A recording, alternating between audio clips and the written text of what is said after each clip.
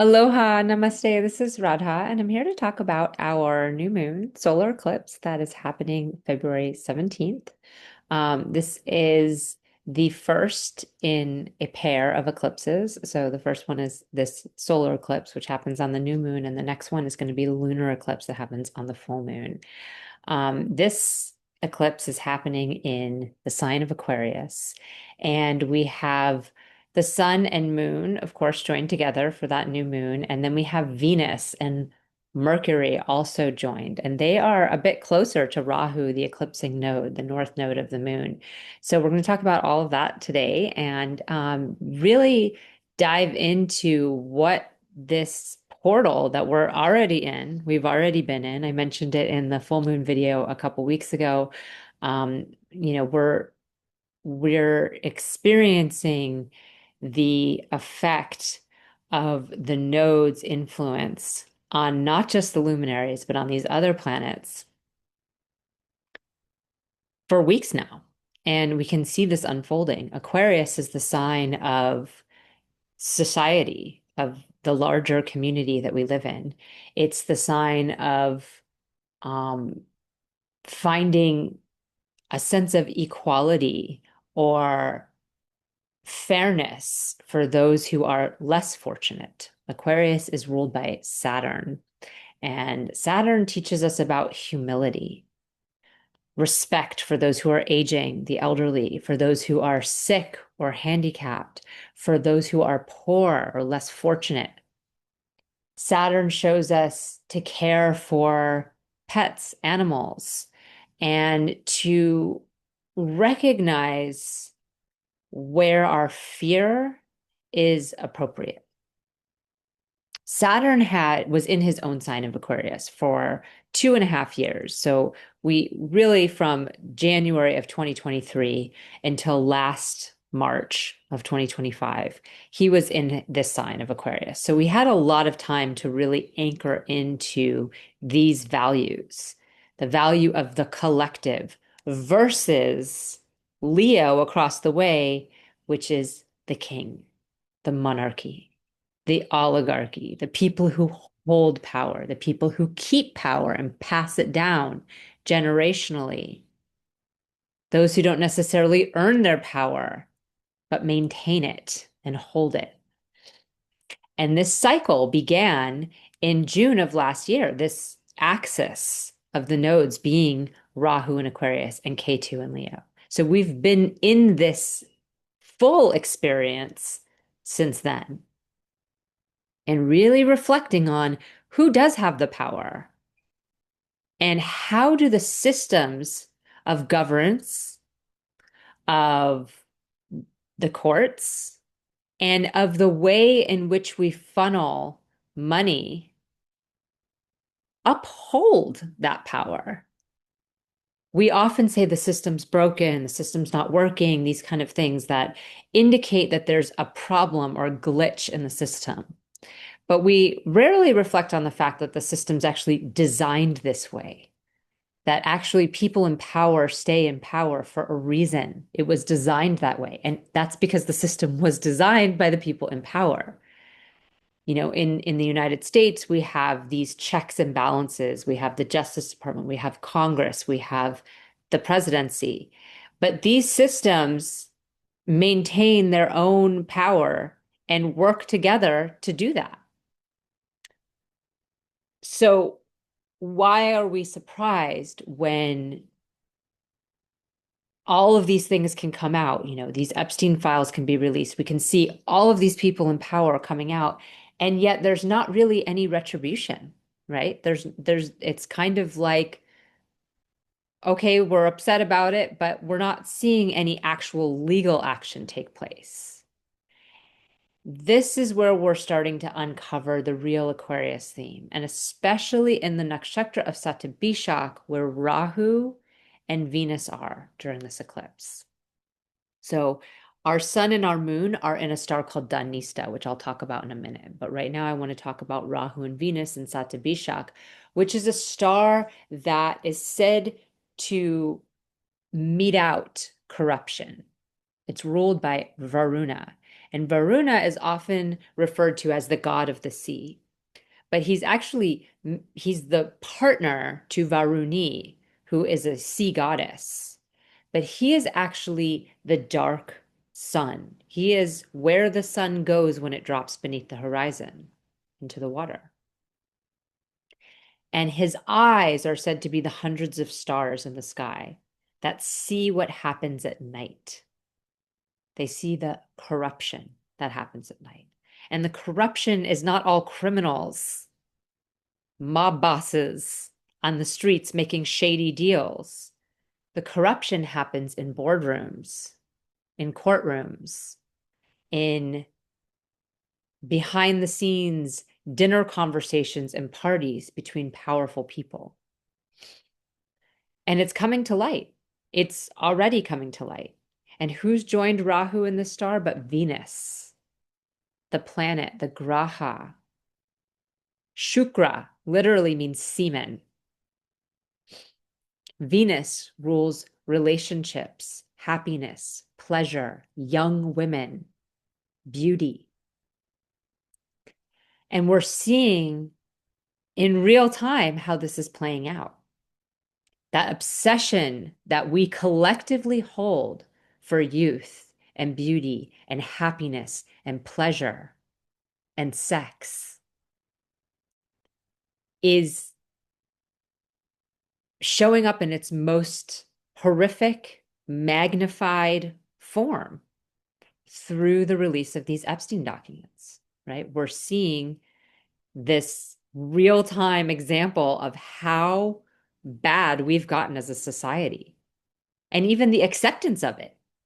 The fact that people aren't even surprised. And that, like I said, no retribution is actually taking place right now. There are people who are stepping back from their positions because of the shame they're experiencing or because they have to, because the community that they're in is putting that pressure on them, or the country they're in is putting that pressure on them. Not in the United States, but in other countries. So this is something to reflect on for each of us. In what ways do we allow power to hold itself regardless of how it acts? In what ways do we let kings continue to rule, or those who act as kings in our current day, in our current society? We have people who are heads of corporations or who have billions and billions of dollars that are essentially royalty.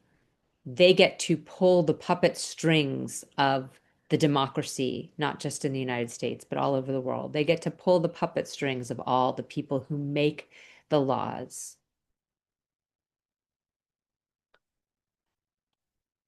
And how are those people being allowed to maintain that? Because we let them. Because the little people, which is Aquarius, allow it. And how do we allow it? Well, we're complacent in many ways, particularly in the United States. There's a lot of complacency. You know, people have their food, they have their comforts, they have their TV, they have their phones.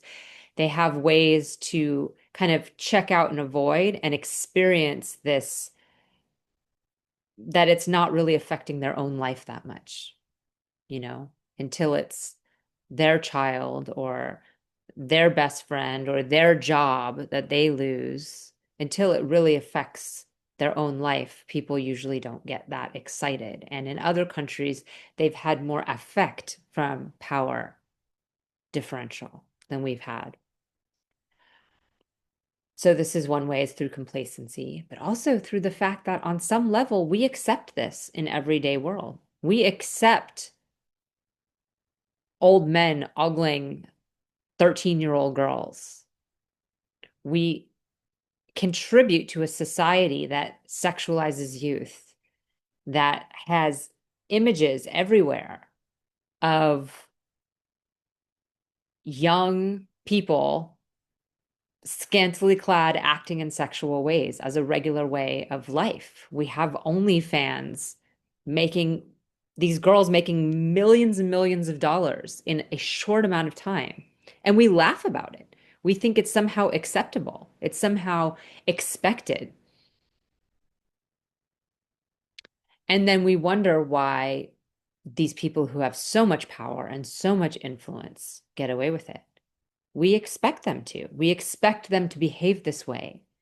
It's horrific when we really see it written out, or when we hear words like rape, or we hear words that indicate in some way there is a darker criminal activity happening, but we gloss over it if the age is legal or if in any way there's consent. We use these words, legal and consent, and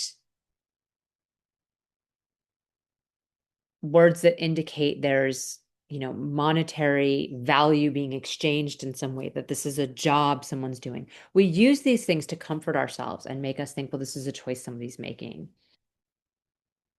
Somebody's entered into this agreement. They've agreed to do these things.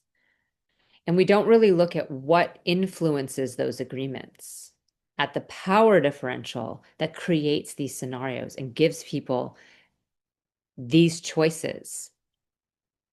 But when the person's underage or when they're a child, then we have no choice but to look. We have no choice but to have a conversation about it. And so this moment in time is revealing this. And it's going to continue. The eclipse 2 weeks later, the lunar eclipse, is in Leo with Ketu, with the south node of the moon, deeply penetrating and pointing to exactly what's wrong with power. Our power as individuals and the collective power that's being held by individuals. And in that case, the moon will be joined. It will be the moon that is being eclipsed. And the moon represents the more maternal feminine energy, the motherly energy, the energy we tend to have more respect for, right? We love and exalt the young maiden energy, but we often exploit it. The nurturing motherly energy is the energy that we don't tend to sexualize as much. We tend to think of that in terms of maybe our own mother, or the feeling we want to have of our emotions and our feelings being accepted. But when K2 is involved, we see a repulsion or an extraction or a moving away from wherever K2 is. So we're going to see that over the energy of Leo and the kings and the power, but also of our own maternal instinct, our own feelings, our own emotions. And Rahu, on the other end, will no longer be joined Venus. Venus will be in her exalted sign of Pisces, and we'll have Rahu on Mercury. So I'm going to show my screen so we can see these alignments and what we're looking at. This is really important to recognize this pile up here in Aquarius, and it's just moving. As I'm speaking, we have just Mercury and Venus joined Rahu right now in Aquarius. The sun is moving in just a couple days from when I'm making this video. And then the moon, of course, moves regularly. So she's going to be moving in right before that. And Mars is going to stay in Capricorn for this first eclipse. And then in the second eclipse, he'll be in Aquarius. And we'll also see that rage starting to build. Mars in Aquarius, the sign of social justice, Mars the warrior, Rahu's affect, really exaggerating, blowing up our anger. So this is just the beginning. And like I said, we're in the portal already. Things are coming out, things are being revealed, stories are being unveiled. And it's not just about this particular issue with the Epstein files, of course. I'm focusing on that for the fact of Rahu and Venus. But we also have immigration issues and ICE we're dealing with here in this country. And then all over the world, there's different issues that those specific communities and societies are dealing with. And perhaps in your own community, there's some kind of pot that has been stirred over the last month.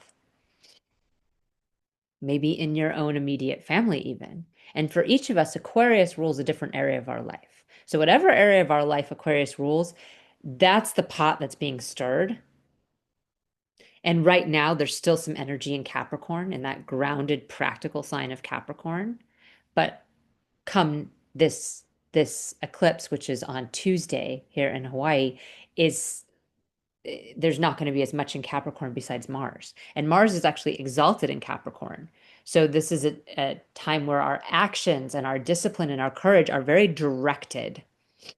They don't tend to explode in Capricorn. They tend to be directed, confined, and going towards a specific objective. This is why Mars is exalted there. When he moves into Saturn's air sign, we see a bit more of a scattering of our Marsian energy. And since Aquarius has so much to do with social justice, we can really see that anger coming out in that specific way. But for this eclipse, we still have Mars here, and he's in Dhanista, which is Mars's own star. Dhanista is ruled by the Vasu, and the Vasu are these rays of light. They're these original stuff of the universe. The sun, the moon, the stars, earth, fire, water, air, space, akasha. So these elements that are like the original bang of material to work with in the universe are offering us a capacity to manifest, a capacity to create wealth. Dhanista is the wealthy with it's wealth that is steady. The sta is a steadiness. But it's also symbolized by Shiva's drum. And with this drum, he metes out time. He measures the epochs of time in a slow and steady rhythm. And through that steady action, we're able to create the things in our lives and create the things in the world around us. And yes, some of those things are material wealth. Right? Perhaps we create a career in these two signs. Capricorn is the natural 10th house of career and status, reputation, responsibilities. Aquarius is the natural 11th house of community and the bigger vision that we have for the world, our bigger contribution to society.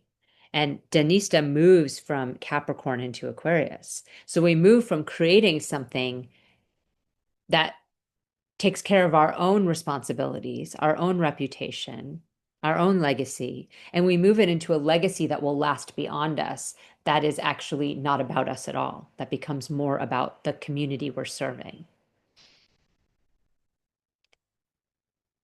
And again, this will be a different area of your life depending on what sign this is. This is why in my member group on Patreon, I do these weekly forecasts for each sign. I show what the sun means for you in Aquarius because it's not the same for each of us, right? What Mars and Capricorn means for you, what each of these things mean for each of you is different. And I just did a full 2-hour live discussion on what this eclipse means for each of us because it's different. But in the general forecast, in the general sense, we use Capricorn as the 10th house, the natural 10th house, and Aquarius is the natural 11th house. And the sun and the moon are on this side of Dhanista. They're in the 11th house side of it. So they've moved from the personal legacy into the collective one, what we're leaving to the rest of the world. And the sun is what's being eclipsed in a solar eclipse, right? This eclipse is really going to be at its strongest in Antarctica, which doubtful that many people viewing are going to be there for this. There will be places also in the southern hemisphere and in Africa that will see some partial amount of eclipse, probably not too much, but the vast majority of us here are not really going to be seeing any eclipse. Right? It's not an eclipse that we're going to be visiting. And this time, 2:01, is the time of the exact new moon. It's when the moon and sun are coming together. Hawaii time, which is 4:01 a.m. Pacific time. And at 2:12 a.m. is like the max point of the eclipse, wherever it may be. Um, so it really begins the night before here in Hawaii. It begins just before midnight here in Hawaii and moves into 4 a.m. on the 17th. That's the span of the eclipse from the first location that can see it till the last location that can see it. And the max point is just 11 minutes after this exact time that the moon and sun come together. So we're not going to be actually witnessing this event happening, but we certainly are feeling it, right? We certainly are feeling the effects of it. And we have all three stars here of Aquarius represented. Danista, the drum, the steady rhythm that brings us into making. All the stuff around us comes from steadiness, action that we do a little bit every day. Any, business that's ever been started, any organization that's successful in what they're doing, not to mention the other things that we do in our own lives on a more personal level. They came from steady, consistent action. Every now and then, you win big and something happens that just is a major breakthrough that pushes you forward to the next level. But it can only come through when there's been consistent building that's already taken place or consistent action to preserve whatever came through in those moments. You can't just have a big win one day and have everything work out, right? There has to be actions that take place, and not only to build the things we want to build. And this is what's really important to look at. Not just for that business we've built or that nonprofit organization that helps millions of people.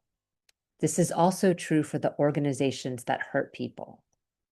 This is also true for the crime organizations.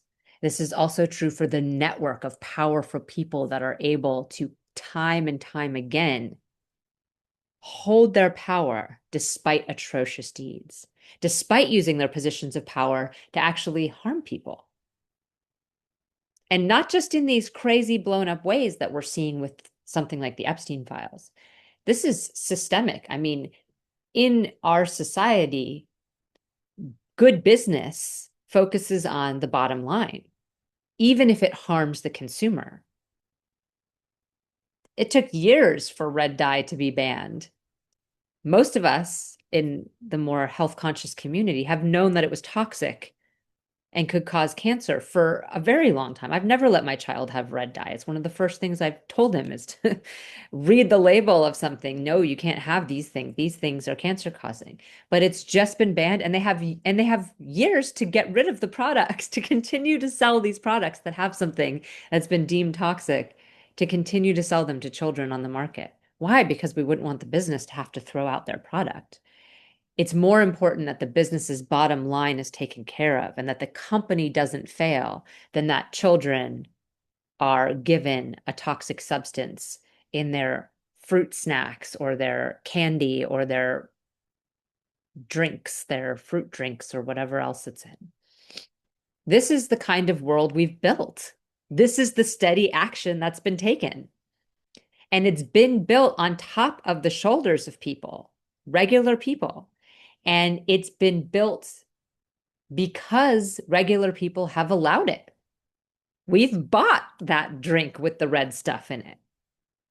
We've allowed the poisoning of our waters because of convenience, because it gives us something packaged in convenience that allows us to go out and continue to do whatever rat race we've been building, whatever job we have so that we can uphold our level of comfort. Well, the leaks are starting to show. And will it take something as egregious as these behaviors that we're seeing unfolding in these emails? Or will it take these crackdowns on immigrants in major cities that are causing essentially warfare in these cities? Well, if it's removed from you, probably not, right? If your child isn't affected by that or your immediate family isn't affected by that, maybe not. Maybe you make a post on social media and get angry at other people that don't agree with you, but what action, to what level are we taking action as individuals? Bringing to light is not the same thing as bringing to justice. And this is where we're going to really have to look at ourselves as individuals and as a collective because society has become so individualized, because we spend so much time on our phones staring at these little devices, because we spend so much time staring at our screens, because we spend so much time thinking that if we just type some words and send it out on social media, we're somehow doing something. We have forgotten how to be a community. We've forgotten how to do the true Aquarian thing of being community.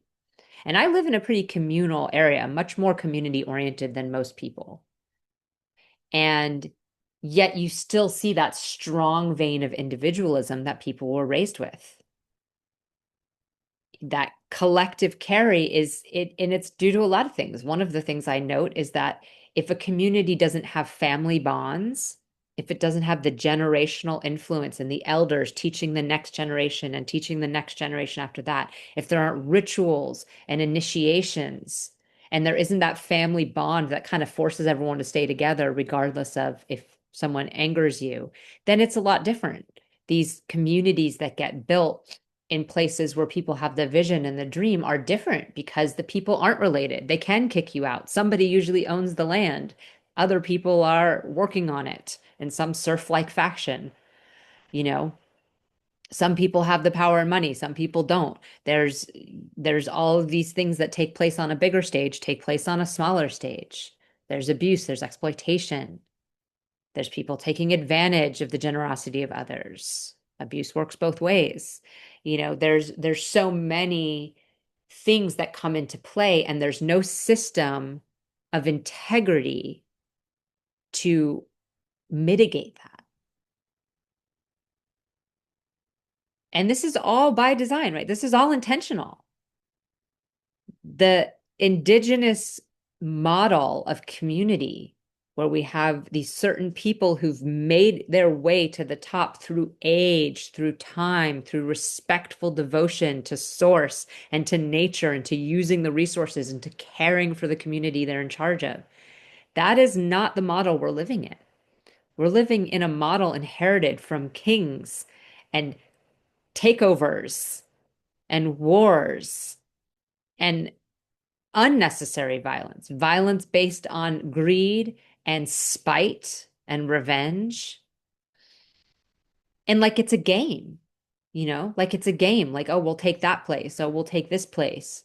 Oh, let's behead that person because they said something mad, angry to us.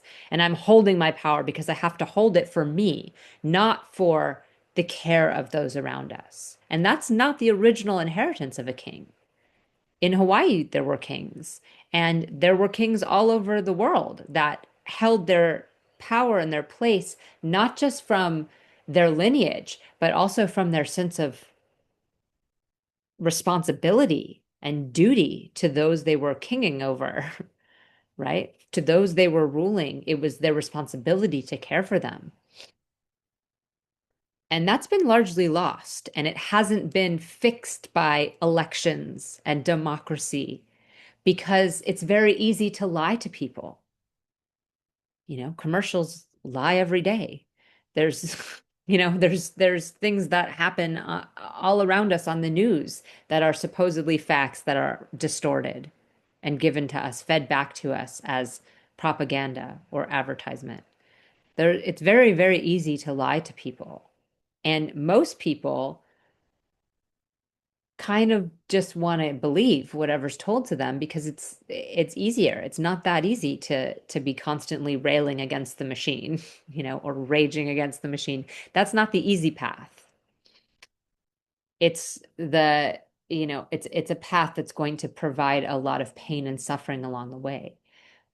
And so we end up in this state where it's like, okay, well, we either have to be a revolutionary or we have to be compliant. But there has to be some kind of middle ground where people collect, not necessarily in a rageful or riotous way, but we just take back the reins. Like, yeah, that's not really working. Like this set of economics is favoring certain large companies and it's not favoring small companies. It's not favoring your local mom and pop shop. It's really only favoring billionaires. Do we want to continue to live in a society that favors billionaires? Do we want to continue to live in a society that is um, choosing to honor and uphold the way of practicing law and order, the way of practicing democracy, the way of practicing these things that actually upholds hurting us? Because that's what we're living in right now. We're living in a society, and it's very easy to have this huge pompous figure like Trump and be like, well, it's this, a-hole's fault. It's very easy to point that finger and say that. But at the end of the day, he is an amalgamation of something, right? It's not like we were a perfect society and then this loony bin came along and all of a sudden everything's FUCK'd. That's not how it works. We were already in trouble. Things were already problematic. That's how somebody like this can come into power in our world. There's already issues. And we were suppressing them in neat little boxes and painting pretty faces on them, pretending with niceties that everything was okay. But it wasn't. And now we have this big orange face to look at to say, oh, well, this is where this is, this is the problem. But it's really a reflection back to us of the collective problem we've been holding for a very long time. And if we were to just, you know, brush our hands of this particular individual and go back to our niceties, would we not have corruption? Would we not have innocent children being used and abused? Would we not have corruption in our manufacturing levels? Would we not be being sold toxic ingredients on a mass scale for profit? Would all of those things go away? No, they wouldn't. We could catch every single predator on a list, and we would still have a system that functions to serve the bottom line of those who have the most money already and the most power. So what are we going to do about it? What are we individually going to do about it? And it's a big question that I'm not here to give you the answer to. I'm not here to say, well, this is what the answer is. I'm here for us to reflect upon this and to share what I see as the thing for us to reflect upon in this moment. And each of us probably really only have a small part we can play in that. But part of that has to be needing one another, not just shutting our doors on our houses, closing out other people, and only trying to talk to people who have the same opinions as us, or shouting out on the social media rooftops, which are also owned by these people who hold power and don't care about us and are using algorithms and everything else to control us. There has to be a part where we're meeting individuals, other individuals, humans, face to face in real time. Because I honestly don't believe a lot of these things would be arguments if we were meeting in real time with one another. And I'll stop my share here so that we're not just looking at the screen. But if we were meeting one another in real person and not just across computer screens typing things out as keyboard warriors, we would find a lot more common ground. There would be a lot less angry words passed and dismissiveness. We would be collecting more because that's the nature of what happens when people hang out and collect. Some of us grew up in a childhood where we didn't have phones, you know. We went to high school and we hung out with our friends after school, or we collected with one another and did things on the weekends, and we didn't have a phone to connect. We somehow knew where to meet. We had phones at home that our parents could also pick up the line of, and we made phone calls to each other that way. But, we all knew where to go somehow, and we had more of a social life than I see kids having now. I see high school students now like this. They come out of school, they walk down the street, and there's a line of them, and they're each on their phone staring down like this. A couple of them might be talking to each other. And what are they saying? Like, oh, I can't wait to meet you online tonight so we can play video games together in our chat world, right? There's this culture we've created that got very much more cemented during the pandemic is one where social interaction is not in person and involves devices and involves connecting through these devices. And so that level where you find common ground or you hash something out in person where you can really see the person in front of you and know that they share some similar values as you, even if their opinion on something is different. They share some similar values to you. This has been a little lost, right? So how do we bring back that community? How do we bring back that connection that we have as humans? And all of us who are the little people are, it's a lot more little people than we think, right? We're not, the little people is not um just, these immigrants or these women who've been abused by these powerful people or the poor people in the community on the fringes. The little people are all of us, unless you're one of these super powerful people, in which case you're probably not watching this. You're a little person. You might have more money than your neighbor, but you're a little person. And the simple drop of your monetary value of the currency of your country would be enough to make you become a very little person. And this is the time we're in right now. We're in a time where the pot is being stirred. The value of currencies is going to drop. The inflation is going to raise. The things that are going to affect us is we're getting to that point where even those of us who are somewhat insulated are not going to be that insulated. It's knocking on our doors. And so we can choose to, continue to turn the other cheek and use whatever we have to buffer us. Or we can really look at the ways in which we can organize and connect with each other and build the world we want to build. Because we've been working and building with steadiness this world we live in. We have all contributed to it, whether we want to believe that or not. Whether we've been doing holistic work on the side or environmental work over here or working with victims of trafficking over here or whatever ways in which we've been helping, we've been doing it within a corrupt system. And we have allowed and contributed to that system being built in all the movements that we've taken along the way. And any ways we veered away from it, which many of us have taken bold steps to step outside of the system, there's still all the ways in which we're contributing to it. Be it through our subscriptions, be it through our, continued purchasing of items on Amazon because it's easier, cheaper, comes to your door, whatever the reasons are we have. And they're valid reasons. They're valid reasons. We're busy. We have children, we have businesses, we have things that we have to take care of. We don't have time.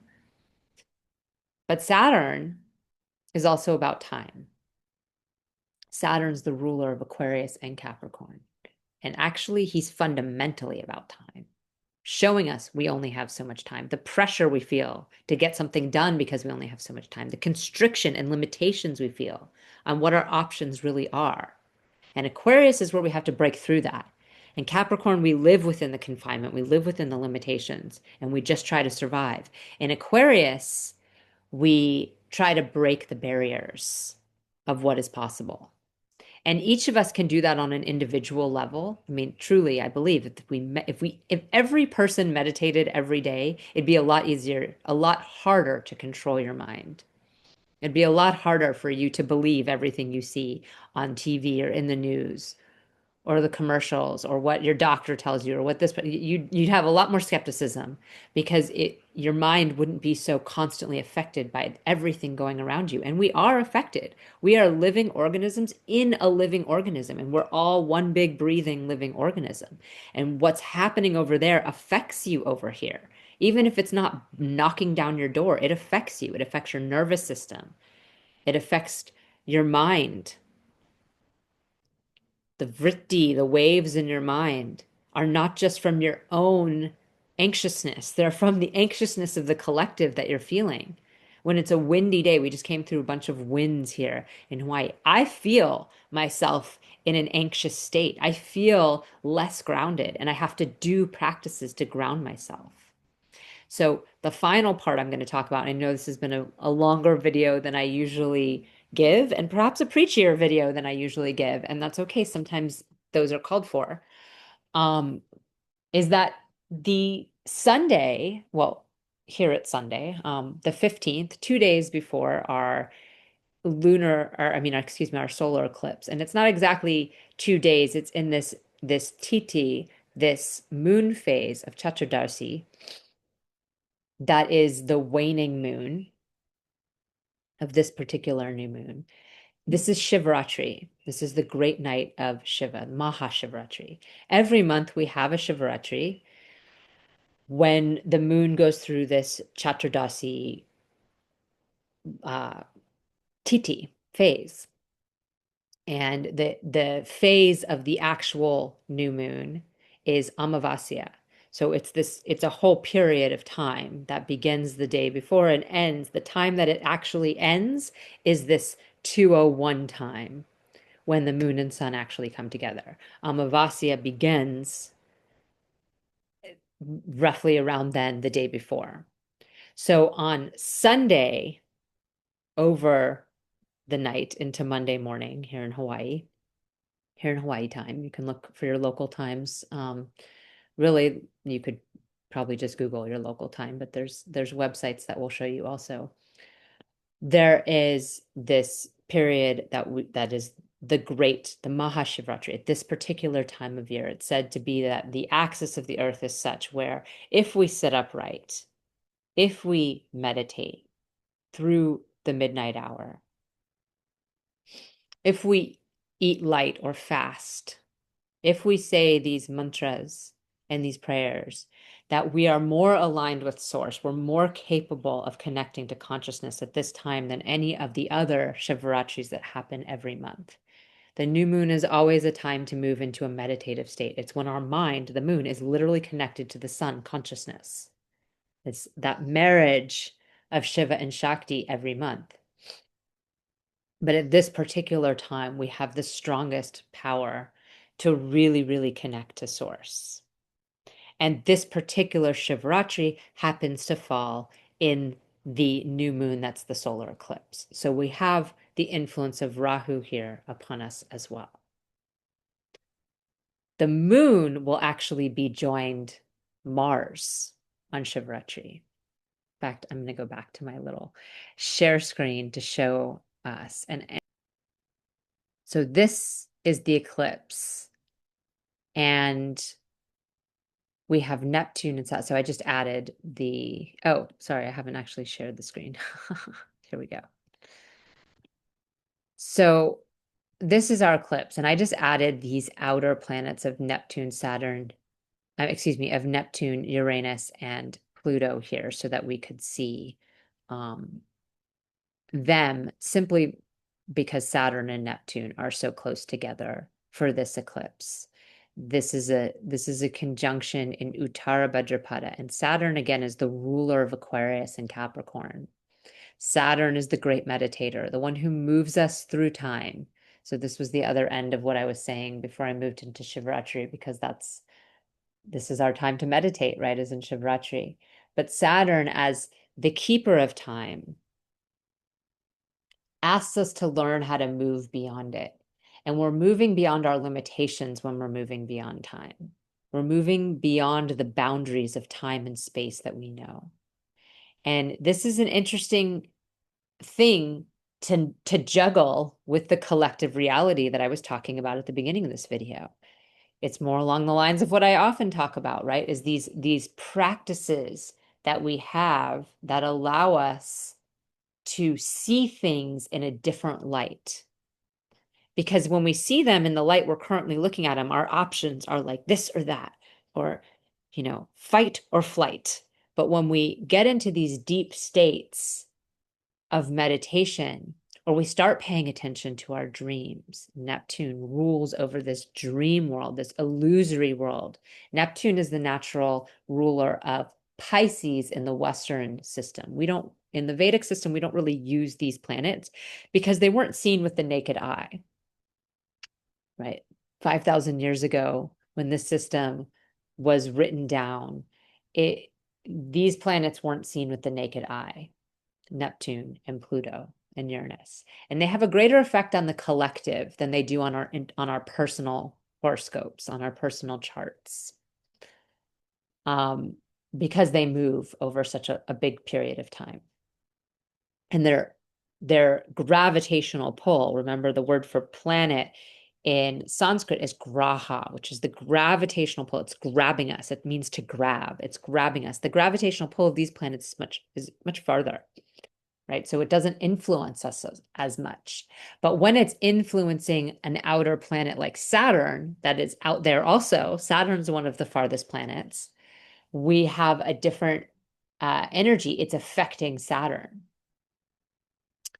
And this is already a very dreamy sign, right? Because like I said, in Western astrology, Neptune is actually the ruler of Pisces. It is the seas. It has to do with our big oceanic mind, which is in a way, everything rests in this field. And we're just pulling forth what we're manifesting in the real world. But it's all in this kind of dreamlike oceanic sequence. And what we've plucked forward to experience as our material reality right now could use some help, right? We could use some help. We could use people going into that deeper state of meditation and plucking out some different reality, manifesting and bringing forth different parts of what's possible than what we've been working with. So this is an opportunity and a chance to do that. And what I was drawing this up to begin with was to show that for Shivaratri, we have the moon. So this is the 15th, and this is actually 2 a.m. on the 15th. So here in Hawaii, our Shivaratri is really from like 1:34 a.m. on this day, on this 15th, to 2:04 on the 16th, on Monday. But Hawaii is a much later time zone than most other places. So like I said, it's good to look it up in your own place. I reference Pacific time a lot because it's the closest to me, and I lived in California for many years. But you know, even California time or Pacific time is quite a bit behind even the East Coast of the United States, let alone Europe and places like that. So it's a good idea to check for your own time zone. I do this because this is how I orient myself to where I am, because this is where I am. But this is the end of that Chaturdashi Titi, and the moon and Mars are very close at this point, right? So we have this effect of Mars on the moon, and it's an exalted Mars, and it's in Capricorn, Saturn's other sign, and it's practical. Capricorn is practical. Capricorn's actually able to fast and able to do without the luxury items in favor of simplicity and in favor of what is absolutely necessary. It's a very functional sign. So it's very conducive to honoring Shivaratri, doing without food, sitting up straight because you have to. It's a very have to sign, right? Honoring the limitations of your body, but also being able to deal with austerity. Very powerful in Capricorn, especially with Mars's presence there, because this is where our discipline shows up. This is where our courage and our ability to act with austerity and without rage and all these wild ups and downs, it allows us to stay centered in this way. And Shravana, which the moon is going to be in, is a star of listening. It literally means to listen deeply or to listen carefully. Very powerful for mantra, right? And very powerful for listening deeper to what we hear all around us. And of course, these are weekdays. The Shivaratri is a Sunday for us here. Monday and Tuesday, these are weekdays. So you might have to go about your life and during the eclipse. And that's difficult sometimes to reckon with the regular world in these times because we're actually in a very otherworldly portal. So wherever you are, whether you're at the office or whether you're at, whether you're at school, whether you're at the office, whether you're at home, being able to take a moment to really sit in silence and hear what's coming through, because eclipses are always powerful portals for that. What confuses us is we try to make them have to do with the reality around us, the practical reality of our lives. That's when things get really confusing. When we allow ourselves to go into that more spiritual space, we receive very powerful and potent messages. And in this case, they'll be kind of the future. Rahu is future karma, opening karma, new karma, and recognizing always that there's practical steps that have to take place before we get there. It's not as simple as we just have this realization and then it's happening. We have to actually do things to get where we're going. But Mars and the sun again are in Dhanista, and this is that drum. So listening to drumming sounds also can be very powerful. Steady, consistent rhythm of drumming, steady, consistent rhythm of mantra. So while you're meditating, this can be something that you um, add in and include. And writing down your dreams, writing down the messages that come through you. Write it down because, like I said, it just because you have an insight doesn't mean it takes place the next minute and that we're able to act on it right away. So being able to jot down what comes through gives us an opportunity to look at it later. It gives us a chance to create a real blueprint or roadmap of action steps we can take towards that. And maybe it's just in your life. You're not a bad person if you're just working towards your personal goals in your life. But how can you align your life more with the world you want to live in? How can you align your business choices for your own business with the world you want to live in? We often stick pins in things because we're like, well, this is how it is. This is what I have to do. I can't offer this because of this. I have to, this is what other people who are doing what I'm doing are doing. That's another thing that we fall into. We look at the examples of how it's playing out around us for perhaps the business we're in or the other parents that are in our community. This is what other people are doing, so this is what I should do. But if we look around and see, other people aren't necessarily doing it right, right? Other people are following another leader. And we constantly play follow the leader, but everybody's following an erroneous leader.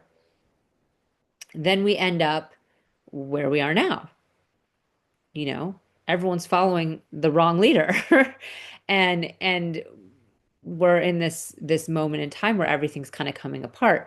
So I think that there's also a really strong need to step into our power. And this is going to come out much more powerfully in 2 weeks. Like I said, we're going to see the actual powers that be start to really, really, really falter and get K2'd. But we're also going to see and K2'd and Mars. Mars gives an eighth house drishti. So he's giving a gaze to Ketu right now in Leo, but when there's a planet there, when the moon is there, Mars is actually going to be in Aquarius and it's going to be a seventh house. So it's going to be right across from each other, Mars and the moon. And it's going to be a mutual drishti. When they're across from each other, it's a mutual drishti. So there's that energy of breaking it up, fighting, cutting down, that destroying, and what do we put in its place? Because we can't just have no power. Pure anarchy isn't probably going to work. We need we need new people to step into power. Everybody isn't going to step into power because some people just don't really own their power in that way. And if everyone stepped into power, we'd have a different kind of warring going on. So we need people in power.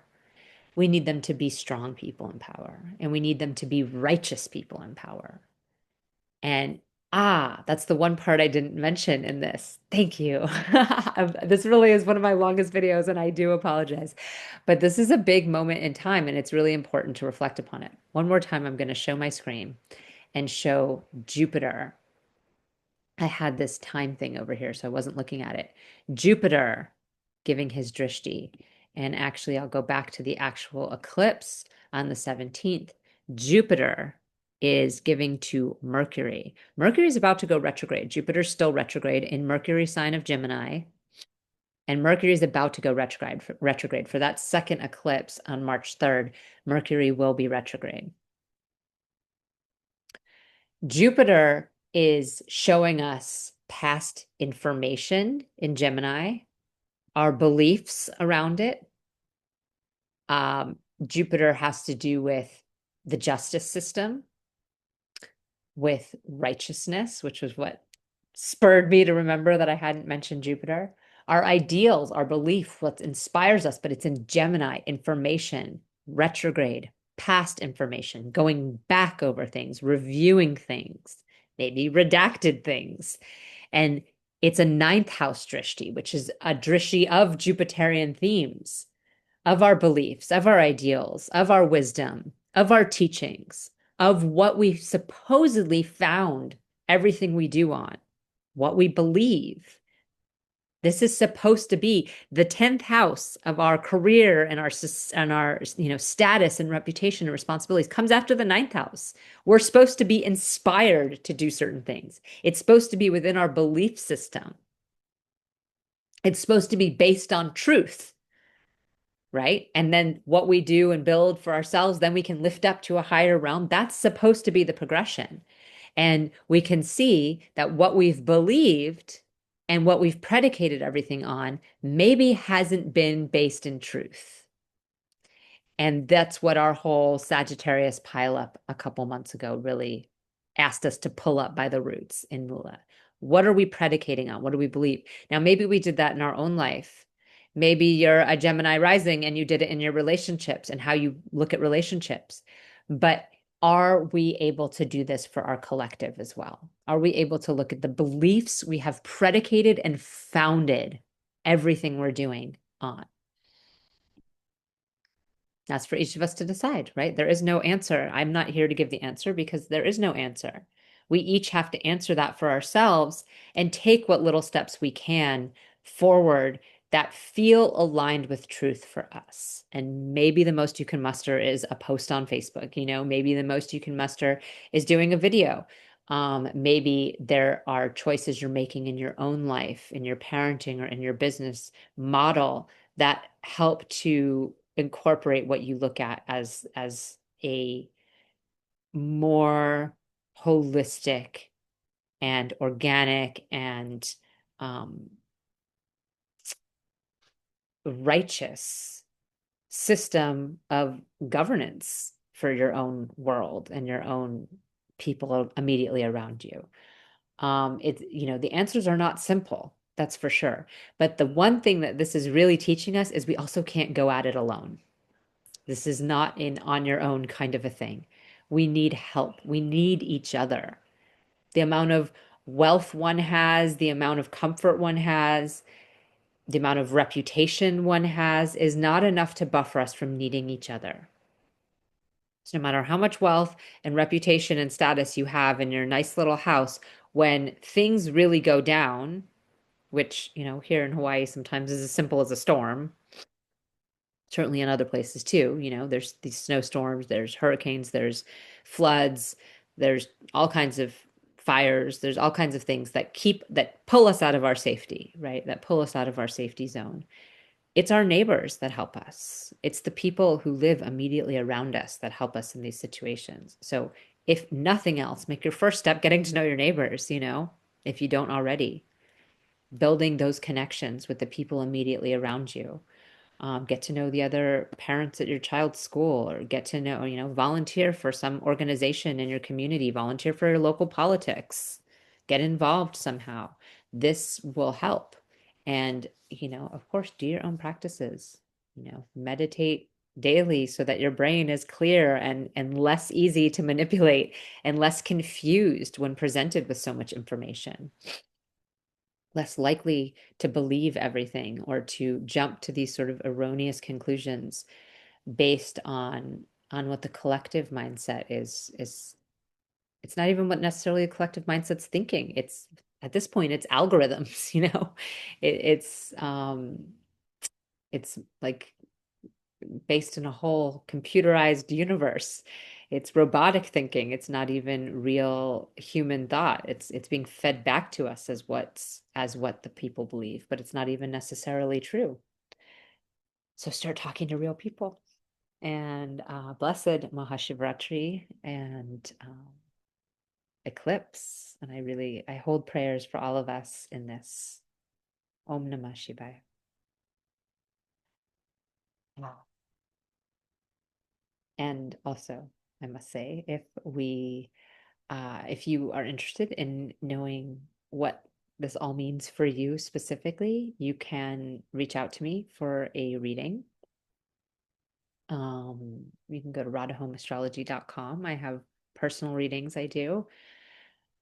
And I also have my member group, which I mentioned earlier on Patreon. It's called Cosmically Aligned. There's a free member group on Patreon. You can join at Radha Home Astrology, patreon.com, Radha Home Astrology. And that is where I give weekly forecasts. So you can receive those weekly forecasts. And I also post all my full moon, new moon, these kind of videos and such like that.